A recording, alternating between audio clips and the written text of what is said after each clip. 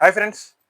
Big boss లోకి కొంచెమైనా బుర్ర ఉందా? ఇలాగే బిగ్ బాస్ లో ఎవరైతే ఉన్నారో 14 మంది కంటెస్టెంట్లకి బుర్ర అనేది ఉపయోగిస్తున్నారా?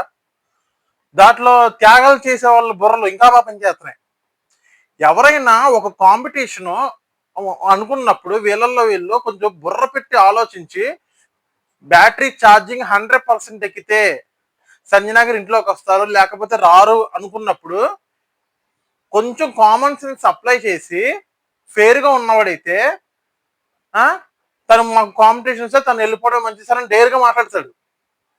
ఇక్కడ నేను సంజనా ఫ్యాన్స్ మీకే చెప్తున్నా, సంజనా గారి గురించి నేను ఎటువంటి నెగిటివ్ ట్రోల్ అయితే చేయట్లేదు.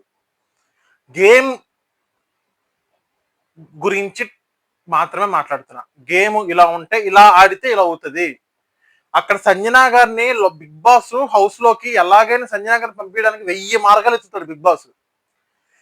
ఇక్కడ జనాల్ని ఎర్రిపప్పలు చేయడానికి, జనాల్ని జోకర్లు చేయడానికి తప్పించి ఏమీ లేదు ఇందులో. ఈ రోజు జరిగిన ఎపిసోడ్ లేదు, మొత్తం ఏం లేదు, పసలేదు అసలు. మ్యాటర్ ఏంటంటే హౌస్ లోకి మళ్ళీ రావాలి, సంజనా గారు మళ్ళీ రావాలని మీరు ఎంతమంది కోరుకుంటున్నారు అని అడిగితే అక్కడ తెలిసిపోద్ది. అందరూ ఇస్తారు చేతులు. ఎందుకు? జనాల్లోకి యాక్టింగ్ ఉండాలి వీళ్ళకి. జనాల్లో మేము మంచోళము, మేము పెద్ద సంఘ సేవ కర్తలు అంటారు కదా, నోరు జరగట్లేదు నాకు. ఆ టైప్ మేమందరం దేనికైనా కానీ నరుక్కోమంటే నరికేసుకుంటాం, పొడి చేసుకుంటాం. ఇలా ఉన్నారు ఒక్కొక్కడు. అరే ఒక హెవీ కాంపిటీటర్ లోపలికి బిగ్ బాస్ హౌస్ లో మళ్ళీ వస్తున్నప్పుడు, మళ్ళీ రేపు మనం ఏం తప్పులు చేసినప్పుడు నామినేట్ చేస్తారు కదా, దీనికోసం మేము త్యాగాలు చేసింది అనే బాధపడే కంటే, లేదు సార్ మేము ఎవరు త్యాగాలు చేయాలి సార్ అంటే హ్యాపీగా ఆవిడ వెళ్ళిపోవచ్చు. లేదంటే ఇది అప్పుడు బిగ్ బాస్ అనొచ్చు, ఇది రణస్థలం కాదు రంగస్థలం కాదు రణస్థలం, ఇది నేను చెప్పింది వేదవాక్యం, మీరందరూ తోసినాక నేను మాత్రం తీసుకొస్తా అని చెప్పి మళ్ళీ బిగ్ బాస్ గారు ఎలాగైనా సంజనా గారు లోపలికి తీసుకొస్తారు. అది కొంచెం బుర్ర ఉపయోగించండి రా బాబా అంటే ఒక్కరు బుర్ర ఉపయోగించడే ఎలాగలగా. ఒక్కొక్కరు 25% అంట అక్కడ చీటీలు వేశారు. నాకు సార్ చీటీలు వేసారు, చీటీలు తీయమని చెప్పి అక్కడ బాగానే ఉంది. ఓ చీటీ ఓపెన్ చేయగానే ఈయన కెప్టెన్సీ తీసేస్తాడంట. పోనీ ఓకే, కెప్టెన్సీ లేకపోయినా ఉండొచ్చు, ప్రాబ్లమే లేదు, అది పెద్ద ఇష్యూ కదా, ఫరక్ కూడా పడదు, తీసేయచ్చు బ్యాడ్జ్, అది పెద్ద మ్యాటర్ కూడా కాదు, ఒక వారం అంతే. అది పెద్ద త్యాగం కాదు. రెండోది వచ్చేసరికి కాఫీ. ఆవిడ కొంచెం ఆలోచించారు, కాఫీయా సార్ కాఫీయా. తనుజ గారు కాఫీ తాగకూడదు, హౌస్ ఎంతవరకు ఉంటారో అంతవరకు. సార్ కాఫీయా సార్, నా వల్ల కాదు సార్ అని ఏదో మొహమాటం కొద్దీ అని త్యాగం చేసేస్తారు. అది నేను రాంగ్ చెప్తా. ఎందుకంటే కొంతమందికి కాఫీకి ఎడిక్ట్ అయిపోయి పిచ్చెక్కిపోయి ఫ్రస్ట్రేషన్ అయిపోయి హాస్పిటల్ పాలైపోయిన ఉన్నారు. ప్రాక్టికల్ నేను చూసా, మా రిలేటివ్స్ జరిగింది. ఇది కావాలని ఆవిడ సిద్ధాంతం పెట్టుకున్నారండి కాఫీ తాగకూడదని.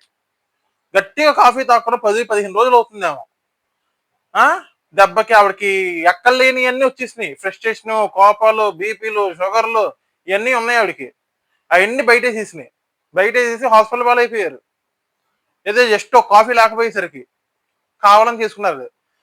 అదే ఒక కాఫీ లవర్ అయ్యండి, ఒక కాఫీ లేకపోతే నరాలు పిచ్చెక్కిపోతుంది. అది కూడా ఎన్ని రోజులు ఉంటాయి అంటే అన్ని రోజులు కాఫీ ఉండకూడదు అండి. ఇంకా అదే తనుజ గారు ఎందుకు యాక్సెప్ట్ చేస్తారో నాకైతే తెలియట్లేదు. ఇక్కడ తర్వాత వచ్చేసరికి శ్రీజ గారిని అడుగుతారు. శ్రీజ గారు బట్టలు మొత్తం బయట వేసేయాలి, ఏవి వేయకూడదు. ఇంకా ఆవిడ మీరు ఏదైతే డ్రెస్ లో ఉన్నారో అదే డ్రెస్ లో ఉండాలి, ఒక చేత బట్టలు మాత్రమే ఇస్తాం మీకు, దాంతో మెయింటైన్ చేయాలంటే ఆవిడ సింపుల్ గా నో అన్నారు. అక్కడ నాకు మంచిగా అనిపించారు శ్రీజ గారు మాత్రం. ఎందుకంటే ఏమో ఇక్కడ బిగ్ బాస్ ఇక్కడ ఏమైనా జరగచ్చు, నిజంగా నా డ్రెస్ రాకపోవచ్చు అని ఆలోచించారు ఆవిడ. గుడ్. ఎందుకంటే ఇక్కడ నాకు నచ్చింది ఎందుకంటే ఆవిడ గేమ్ ఆడారు. అఫ్ కోర్స్ సంజనా గారు రావడం నాకు ఇష్టం లేదు, నేను నా ఛార్జీని ఎందుకు వదులుకోవాలి, నా ఛాన్స్ వచ్చినప్పుడు నేను ఉపయోగించుకుంటా. నన్ను అడిగారు నాకు సార్, అవును నాకు సంజనా గారు ఇంటికి రావడం నాకు ఇష్టం లేదు, నేను ఎందుకు త్యాగం చేయాలి. పర్ఫెక్ట్లీ గేమ్ ప్లే ఆన్ చేశారు, సూపర్. తర్వాత వచ్చేసరికి ఇంకా మన రీతు చౌదరి గారి లాంగ్ హెయిర్ ని కట్ చేయాలి, టామ్ బాయ్ లా కట్ చేయాలి. ఇక్కడ మ్యాటర్ ఏంటి, టామ్ బాయ్ అంటే ఏంటి, ఆల్మోస్ట్ ఒక బాయ్ లాగా తీసుకొచ్చేయాలి హెయిర్ కట్ ని. బాయ్ కొంచెం ఇక్కడ పెంచుకుంటే ఎలా ఉంటుంది అలా ఉంటుంది. అలా తీసుకొచ్చి హెయిర్ కట్ ని. కానీ అక్కడ అంతలాగా ఏం చేయలేదు, చిన్న సవరంలా కట్ చేశారు అంతే. మన తిరుపతి దేవస్థానంకి వెళ్తే 3 గుప్పులు ఎలా ఇస్తారు ఆడపిల్లలకి, అలా చేశారు అంతే, అంతకుమించి ఏమీ లేదు. అది ఆవిడగా దానికి అఫ్ కోర్స్ హెయిర్ లాస్ అయితే ఏ ఆడపిల్లకైనా అది చాలా సెన్సిటివ్ మ్యాటర్, చాలా ఇష్టంగా పెంచుకుంటారు కాబట్టి హెయిర్. ఆ త్యాగానికి ఎందుకు సిద్ధపడ్డారో నాకు తెలియదు రీతు చౌదరి గారు. ఇప్పుడు అంతలాగా త్యాగం చేసేసారు. రేపు నామినేషన్ టైంలో మిమ్మల్ని నామినేట్ చేయదనుకుంటున్నారా సంజన? 100% నామినేట్ చేస్తుంది సంజన గారు కంపల్సరీ. ఇక్కడ ఎవడు గేమ్ ఆడాలి, సంజన గారు కప్పిచ్చేస్తే మీరు అన్ని త్యాగాలు చేయండి, త్యాగాలు చేసేస్తారా? మేము త్యాగాలు చేస్తాం సార్, మేము గేమ్ ఆడతాం కూర్చోం ఒకరి కోసం త్యాగం. అగ్ని పరీక్ష టైంలో హరీష్ గారు నాకు ఈ మాట గుర్తుకొచ్చింది. మేము ఇక్కడికి వచ్చింది బ్రెడ్ బటర్ పూసుకోవడానికి వచ్చామా, నా గేమ్ ఆడటానికి వచ్చామా? సేమ్. బ్రెడ్ బటర్ పూసుకోవడానికి రాలా, గేమ్ ఆడటానికి వచ్చినప్పుడు focus on your game. Game ఆడాలి, కప్పు తీసుకెళ్ళాలి, జనాల్లోకి వెళ్ళాలి, సింపుల్, దట్స్ ఇట్. మంచితనం గించితనం అంటూ పనికిరాదు. ఇందులో మాత్రం నాకు హరీష్ గారు మాత్రం బాగా నచ్చారు అగ్ని పరీక్షలో మాత్రం. బిగ్ బాస్ లో ఆయన మైండ్ సెట్ వేరేలేండి, ఆయన తర్వాత మాట్లాడుకుందాం దాని గురించి. ఆయనకి చెప్పాల్సినవి వస్తాయి, ఆయన పొగడాల్సినవి వస్తాయి. ప్రతి ఒక్కడు చెడ్డోడు అయిపోయాడు, అలానే ప్రతి ఒక్కడు మంచోడు అయిపోయాడు, ఎవరికి ఉండాల్సిన బుక్కలు ఆడుకుంటాయి. తర్వాత రీతు చౌదరిగా హెయిర్ కట్ చేసి అంతలా ఏడ్ చేస్తున్నప్పుడు ఎందుకు కట్ చేయించుకోవడం అసలు? నీకు ఆ హెయిర్ అంత ఇష్టం ఉన్నప్పుడు హ్యాపీగా ఉంచుకో. సార్ నా వల్ల కాదు సార్, ఇంకొక ఛాన్స్ ఉంటే వేరేది ఉంటే చెప్పండి సార్ చేస్తాను, నా హెయిర్ మాత్రం వద్దు సార్, సింపుల్, సరిపోతుంది. తర్వాత వచ్చేసరికి మన సుమన్ శెట్టి గారు, ఈయనకి హ్యాట్స్ ఆఫ్. ఎందుకంటే నేను ఆయనకి ఉన్న సిగరెట్ హ్యాబిట్ గురించి మాట్లాడుతున్నా. సిగరెట్ హ్యాబిట్ కి నేను ఎంకరేజ్ చేయట్లేదు, ఎంకరేజ్ చేయను కూడా. ధూమపానం ఆరోగ్యానికి హానికరం and causes cancer also. So నేను ఆయనకి ఎడిట్ చేయట్లేదు. ఆయన ఎందుకంటే నేను ఆయనకి సపోర్ట్, ఇందులో మాత్రం నేను సపోర్ట్ చేస్తా. ఆయన సిగరెట్ దగ్గర మాత్రం సార్ లేదు సార్ నేను మానను సార్ అనేదానికి నేను 100% అగ్రి. ఎందుకంటే నాకు సార్ క్లారిటీగా చెప్పేశారు, సిగరెట్ మానేస్తావా, నువ్వు ఎప్పుడు దాకా అయితే హౌస్లో ఉంటావు అప్పుడు దాకా నేను మాను సార్ అని చెప్తారు. అది చాలా బాగుంది. ఎందుకంటే ఒక్కళ్ళకి ఒక హ్యాబిట్, ధూమపానం సిగరెట్ కాల్చడం ఒక ఎడిక్ట్ అయిపోయినప్పుడు వన్స్ ఆ బానిసత్వం నుంచి బయటికి రమ్మంటే ఎవ్వరు రాలేరు, లేనిపోయిన రోగాలన్నీ వస్తాయి. అప్పుడు ఒక్కసారి సిగరెట్ మానేసావు అనుకో, నీకు ఎక్కలేని జబ్బులు అప్పుడే వస్తాయి. దగ్గులు వచ్చేస్తాయి, తుమ్ములు వచ్చేస్తాయి, ఫ్రస్ట్రేషన్ వచ్చేది, పిండా కూడా అన్ని వచ్చేస్తాయి. ఇప్పుడు ఆ విషయం ఆయనకి తెలుసు సుమన్ శెట్టి గారికి. నేను సడన్ గా ఇప్పుడు సిగరెట్ మానేది బ్రహ్మత్యం కాదు, ఏముందిలే మానేయచ్చులే అనుకోవచ్చు, కానీ ప్రాక్టికల్ గా వర్కౌట్ అవ్వదు. ఇదేంటి ఇప్పుడు ఇన్ని మాట్లాడుతున్నావు, సిగరెట్ అవుతావా అనుకోవచ్చాను. నాకు అలాంటి అలవాటు ఏమి లేదండి. ప్రాక్టికల్ చూస్తూ ఉంటాం కదా జనాలని, మా రిలేటివ్స్ లో కానీ ఎవరైనా కానీ ప్రాక్టికల్, ఫ్రెండ్స్ లో కానీ ప్రాక్టికల్ చూస్తుంటారు కాబట్టి ఆ ఎక్స్పీరియన్స్ తోనే చెప్తున్నా. సో టాపిక్ లోకి వచ్చేసరికి మన సుమన్ శెట్టి గారు సిగరెట్ మానలేదు సార్ అన్నారు, పళ్ళగుద్ది చెప్పారు, సూపర్. నాకు సార్ కూడా ఏమనలేదు, ఓకే నెక్స్ట్ అన్నారు. తర్వాత వచ్చేసరికి భరణి గారు సీక్రెట్ బాక్స్. ఈయన బిగ్ బాస్ కి వచ్చిందా సీక్రెట్ బాక్స్. ఆ సీక్రెట్ బాక్స్ లేకుండా నువ్వు బిగ్ బాస్ లోపలికి వెళ్ళడానికి వీలు లేదంటే బయటకు వెళ్ళిపోతాడు, రెడీ అయిపోతాడు ఎప్పుడు స్టార్టింగ్ లోనే. అలాంటిది ఈవిడి గారి కోసం, ఈవిడి గారు త్యాగం చేయడం కోసం ఈయన త్యాగమూర్తి లాగా బాక్స్ తీసుకెళ్ళి అప్పు చెప్పేస్తారు. నువ్వు ఎందుకు బిగ్ బాస్ తీసుకొచ్చింది ఆ బాక్స్ ఇంట్లో పెట్టుకోలేక? ఇంట్లో పెట్టుకోవచ్చు కదా, ఎందుకు బిగ్ బాస్ తీసుకొచ్చావు? దానికంటే ఒక వాల్యూ ఉందని ఇక్కడ నువ్వు తీసుకొచ్చావు. ఆవిడ్ని రేపు ఈ సిచ్యువేషన్ నీకు వచ్చింది, వాళ్ళని త్యాగాలు చేయమంటే వాళ్ళు చేయరు. సంజనా గారు అయితే ఏం చేయరు త్యాగాలు, ఆవిడ గేమ్ ఆడుతుంది, అదే వేలో ఉంటున్నారు. రేపు నువ్వు తప్పు చేసినప్పుడు ఎవరికైతే నువ్వు త్యాగం చేసావు వాళ్ళని నేను నామినేట్ చేస్తారు, ఇది మాత్రం పక్కా. సో బిగ్ బాస్ గేమ్ ప్లానే అది. బిగ్ బాస్ కి అసలు ఎవరెవరు త్యాగాలు చేయడం, ఎవరో త్యాగాలు చేస్తారో చేయరా అని రాయటం అలవాటు. వేస్తారు, అది రిజల్ట్ వచ్చింది, కానీ అది ఎప్పట్లో ఊహించిన రిజల్టే. వీళ్ళు త్యాగాలు చేసేస్తారు, లోపలికి వెళ్ళిపోతారు, అది కామన్ జరిగేది, అదే జరిగింది. కానీ ట్విస్ట్ ఏంటంటే సుమన్ శెట్టి గారు కానీ శ్రీజ గారు కానీ మీరు చేయమని చెప్పారు, అది మాత్రం హైలైట్. తర్వాత అంతలాగా ఎమోషనల్ ఉన్న భరణి గారు ఎందుకు ఇచ్చారో తెలియదు. మరి ఎందుకు హౌస్ లో నువ్వు స్టాండ్ తీసుకోకుండా ఆవిడ దొంగతనం అన్ని చేస్తున్నారు, ఆవిడ వేస్ట్ అని నువ్వు కూడా వత్తాసు పలికినోడివి, మాస్క్ మ్యాన్ కి వత్తాసు పలికినోడివి, నువ్వు ఏ రకంగా నువ్వు త్యాగం చేయడానికి సిద్ధపడిపోయావు నాకు అర్థం కావట్లా. జనాల దగ్గర సింపతి కొట్టాలి అంతే, అంతకుమించి ఏం లేదు. జనాలు కొంచెం నేను చెప్పిన రివ్యూ ఒక్కసారి ఆడియన్స్ ఆలోచిస్తే ప్రాక్టికల్ గా మీకే తెలిసిద్ది. అరే వీడు భలే చెప్తున్నాడు రా, వీడు ఉన్నది ఉన్నట్టు చెప్తున్నాడు రా మీకే అనిపించింది. నెగిటివ్ కామెంట్ తీసుకుని నెగిటివ్ గా ఆలోచించుకోవచ్చు, పాజిటివ్ తీసుకుని పాజిటివ్ గా తీసుకోవచ్చు, నో ప్రాబ్లం, నాకు ఫరక్ కూడా పడదు. ఓకేనా. తర్వాత వచ్చేసరికి ఇది ఈ త్యాగమూర్తులు త్యాగాలు చేయడాలు ఇవన్నీ అయిపోయినాయి. ఇదంతా అయిపోయిన తర్వాత ఆవిడ లోపల రావడం, హగ్గి ఇచ్చేయడం, మీ నలుగురు నీ జీవితంలో మర్చిపోవడం అన్ని చెప్తూ ఉంటారు. మీ ఈక వాళ్ళన్నా నేను ఎదుర్కొంటా అన్నట్టు వేరే లెవెల్లో బిల్డప్ ఇస్తారు అక్కడ అందరూ. రేపు నామినేషన్ టైంలో చూద్దాం ఇదంతా ఏడపోద్దాం. ఇదంతా అయిపోయింది.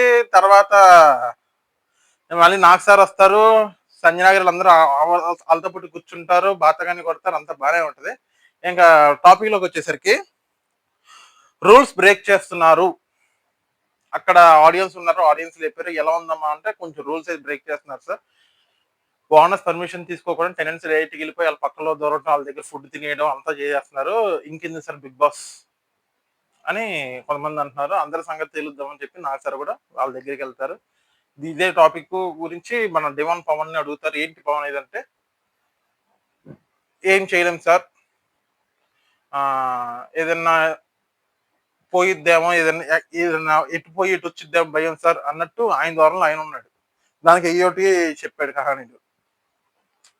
అలా కాదు, రూల్స్ అయితే బ్రేక్ చేయొద్దు, ఓనర్స్ కొనండి, టెనెంట్స్ కొనండి. ఎవరికి అన్నం ముద్దలు కలిపి పెట్టడం, మీ పక్కలో కొంచెం దూరటాలు, బాతకాని కొనడాలు కుదరదని బల్ల గురించి చెప్పారు. ఇక నుంచి ఓనర్స్ గా ఉంటారు, టెనెంట్స్ గా ఉంటారు. ఇక్కడ నుంచి చూద్దాం రేపటి నుంచి ఎలా ఉంటుంది. తర్వాత రాముకి వీడియో చూపించేశారు ఒకటి తనూజ టీ విషయంలో. అక్కడ ఆల్రెడీ ఆవిడకి లేదని చెప్పి ఏమంటారు, టీ లేకపోయేసరికి ట్రిగర్ అయిపోయారు ఆవిడ. రాము గారి మీద అరిచేశారు.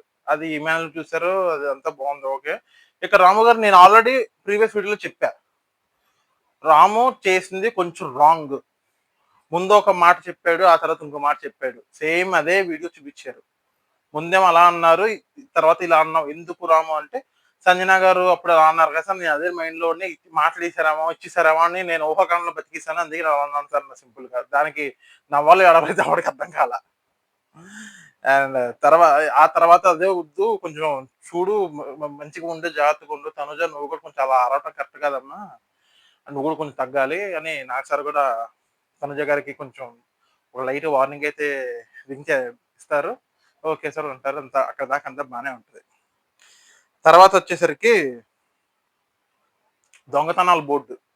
ఈ నాకు సార్ ఒక రూల్ పెడతారు.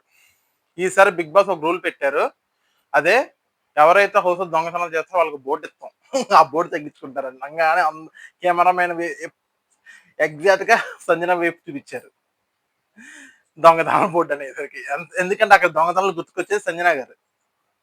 సో తర్వాత టాపిక్ వచ్చేసరికి లత్కోర్ హరీష్ ఎందుకన్నారంటే, అక్కడ నామినేషన్ చేసే టైంలో మీలాంటి లత్కోర్ మాటలు మాట్లాడను, ఇలాంటి లత్కోర్ మాటలు మాట్లాడని అన్నారు. ఇది కూడా కొంచెం రాంగే. ఆయన మాటకు ముందు నువ్వు కాదు మీరు మీరు అని అంత స్పష్టంగా అంత పర్ఫెక్ట్ గా ఉన్న మనిషి లత్వరం అనే మాట వాడకూడదు. మళ్ళీ దానికి ఆయన సమర్థించుకుంటారు, కామన్ అది. నాకు సార్ తిట్టడం ఈయన సమర్థించుకోవడం అదంతా మామూలే. ఇంకా లత్కోర్ అనేది మాత్రం కరెక్ట్ కాదు. అంటే ఈయన ద్వారంలో నన్ను నన్ను అనొద్దు, మీరు మీరు అనండి అని ఈయన ఎంత నిజాయితీపరుగా ఉన్నాడు, లత్కోర కూడా అనుకుని ఉండాల్సింది. అండ్ తర్వాత వచ్చేసరికి రీతు అన్లక్కీ. ఇక్కడ అప్పుడు కెప్టెన్సీ టాస్క్ లో ఇలా బాల్ థ్రోయింగ్ దగ్గర నేను అన్లక్కీ అంటుంది కదా, దానికి నాకు సార్ కొంచెం సమర్థించారు. నువ్వు అన్లక్కీ కాదమ్మా, నీకు రావాల్సిన నీకు వచ్చింది, నువ్వు లక్కీ పర్సన్ నువ్వు అని కొంచెం బూస్ట్ చేస్తారు. ఈవిడ కూడా కొంచెం బూస్ట్ అవుతుంది. ఓకే అక్కడ దాకా బాగానే ఉంటుంది, ఓకే సార్ అంటారు, అక్కడ దాకా బాగానే ఉంటుంది. నెక్స్ట్ టాపిక్ లోకి వెళ్ళిపోదాం. కళ్యాణ్ కనపడట్లేదు. ఇది నిజంగానే కళ్యాణ్ కనపడట్లేదు. అసలు కళ్యాణ్ పడాలా కదా, కళ్యాణ్ కనపడట్లా. కళ్యాణ్ ఎందుకు కనపడట్లేదు అంటే, ఏదో పంచాలు పెట్టొద్దని చెప్పాడు నాకు సార్. అక్కడ ఉన్న వాళ్ళతో చిట్చట్ చేయొద్దు, నీ ఆటను వాడంటే ఓకే సార్ డెఫినెట్ గా ఆడతాను సార్, ఈసారి ఎంత తప్పులుంటే నేను సరి చేసుకుంటాను సార్ అంటారు. అక్కడ దాకా అంతా బాగానే ఉంటుంది. తర్వాత వచ్చేసరికి హరీష్ కుకింగ్ ఇష్యూ. నాకు ఇందాక బ్రేక్ ఇచ్చిన టైంలో ఆయనకి కొంచెం హీల్ తగ్గడం వల్ల వీళ్ళు కుక్ చేయమంటే నేను చేయలేనని 1, 2 సార్లు చెప్పేస్తాను. నన్ను మొన్న కెప్టెన్‌గా ఉన్న ఇవానిలో నన్ను చేయొద్దని చెప్పి 2 డేస్ రెస్ట్ తీసుకోమన్నారు. నేను చేయలేనని అన్నారు. దానికి నాకు కొంచెం మర్యాద ఇవ్వట్లేదు సార్ అలా. ఎవరు నా గురించి స్టాండ్ తీసుకోవట్లేదు. ఇంతలా వండి పెట్టినా గాని ఇంత సూపర్ ఉంది ఫుడ్ అని ఎవరు కాంప్లిమెంట్ కూడా ఇవ్వట్లేదు అంటే, నీకు నీకు నువ్వు చేసుకోవాలి అలాగా. నువ్వు అలా చేపించుకోవాలి. నీ ప్రవర్తన బట్టి వాళ్ళుంటారు. నువ్వు ఎంత బాగా చేయగలిగితే వాళ్ళు నీకు అంత అప్రిషియేట్ ఇస్తారు. స్టాండ్ తీసుకుంటారు. నువ్వు వాళ్ళ మనసులో గెలుచుకో అంటారు. ఓకే సార్ తప్పకుండా గెలుచుకుంటాను సార్ అంటారు ఈయన. తర్వాత వచ్చేసరికి సంజన గారు సార్ నేను నాటిగా ఉండొచ్చా సార్ అన్నారు. ఏంటి ఎందుకు వచ్చింది ఆ డైలాగ్ అంటే, దొంగతనాలు ఈవిడ కంటెంట్ కోసం గానీ, ఈవిడ నాటీగా ఉండటం కోసం గానీ, ఆవిడకి తెలిసిన మార్గం వల్ల ఒక దొంగతనం చేస్తే ఏదైనా ఇష్యూ అవుతది. అది బావుంటది. ఎంజాయ్ చేయొచ్చు. చెప్పేది అగ్గిపుల్ల వెలిగిచ్చి వదిలేస్తే వీడు మాత్రం చక్కగా చలి కాచుకుంటదని చెప్పా కదా ఆల్రెడీ. సేమ్ అలాగే ఉంటాను సార్ ఇలాగే అని నీ ఆట నువ్వు వాడుకో అంటారు. అది నాకు అసలు దొంగతనం చేయమని చెప్పలేదు. చేయొద్దని చెప్పలేదు. నీ నీ ఆట నువ్వు వాడన్నారు. నేను తర్వాత వచ్చేసరికి మాదా టాస్క్. అండ్ టాస్క్ కూడా మాదా డ్రింక్స్ గురించి ఏదైనా ముగ్గులేయడం గానీ, అక్కడ ఉన్న డెకరేషన్ గానీ, ఎవరు బాగా ముగ్గేస్తే వాళ్ళు విన్ అవ్వడం. ఇదంతా సింపుల్‌గా అయితే సాగిపోయింది. పెద్ద హడావిడి అయితే ఏమి లేదు ఈరోజు బిగ్ బాస్‌లో అయితే. సో అది ఫ్రెండ్స్ వీడియో అయితే మీకు పూర్తిగా నచ్చిందనుకుంటున్నాను. ప్లీజ్ లైక్ చేయండి, షేర్ చేయండి, సబ్స్క్రైబ్ చేయండి. Please thank you.